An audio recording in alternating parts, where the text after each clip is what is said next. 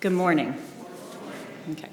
Today's history moment focuses on 3 different First Baptist Church artifacts from the early 1900s.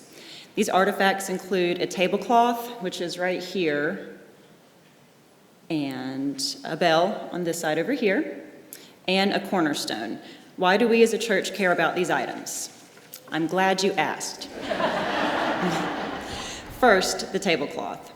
So, and after service, if you want to walk by the tablecloth, it is very beautiful and interesting to look at the names. This tablecloth is dated March 8th of 1900. It was crafted as a fundraiser for church expenses. At the time of its creation, church membership was 229.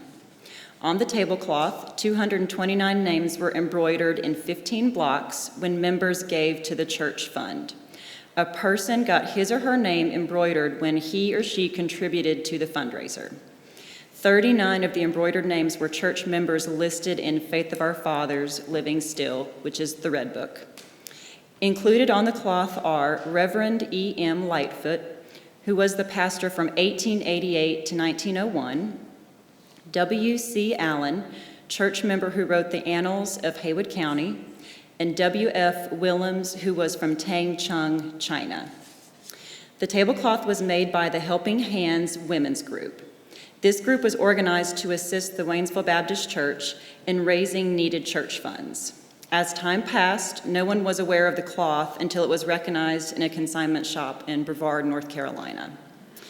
The owners of the shop called our church office and offered to bring it over the mountain in 2010, where we have it now. Next up is the bell, and this is tolled by Henry Foy and Bruce Briggs. The church bell came from the old white wooden Baptist church's steeple that was on Church Street. This is near where the present St. John's Catholic Church stands today. The bell ended up in a field near that church. After the bell was found, it was passed through various church members until August of 2013. At this time, the bell was entrusted to the History Committee of First Baptist Church of Waynesville. Historically, all the churches, the Baptists, the Methodists, the Presbyterians, rang their bells on Sunday morning. People knew the sound of their church bells. Bells were also rung for funerals. And so folks knew which church was holding their service based on that church's unique bell sound. Last, but certainly not least, is the cornerstone. So I'll be reading an excerpt from the Red Book to paint a picture of worship at the turn of the 20th century. At this point in time, our church was moving from the wooden church on Church Street to the corners of Main and Academy Streets. The Main Street church land was purchased, but no structure had yet been built. On August the 15th of 1904, the cornerstone of the old sanctuary of the Waynesville Baptist Church was laid.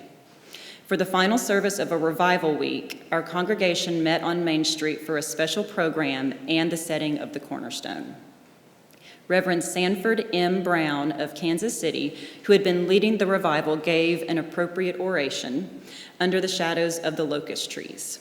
After the message, the congregation sang "How Firm a Foundation," and the pastor of the Methodist Church in Waynesville led in prayer. After another prayer by the Reverend Brown asking God's blessings on the house, its pastor, and its people, the contractors suspended and set the stone.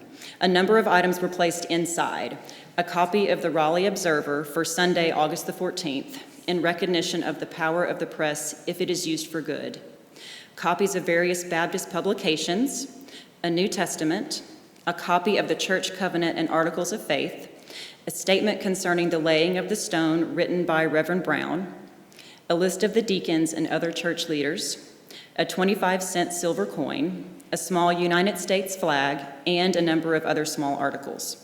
The ceremony was concluded with "God be with you till we meet again," which we sing right now.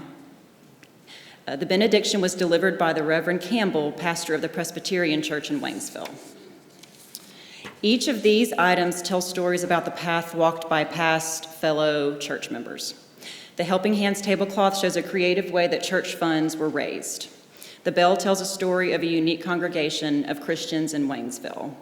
The cornerstone and the items carefully placed inside is our church's very foundation. On the day the cornerstone was placed, our Baptist brothers and sisters worshiped with other denominations in a celebration. I imagine the laying of our cornerstone was one of the most joyful worship services in First Baptist history. Well, I'm not good at asking for money, but Bill Teague is.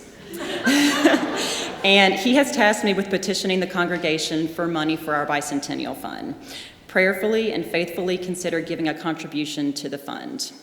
And also I have here, and I'll lay this on the tablecloth. This is all of the names that are embroidered on the tablecloth. And it kind of shows the map of each member if you're interested in reading that. Thank you.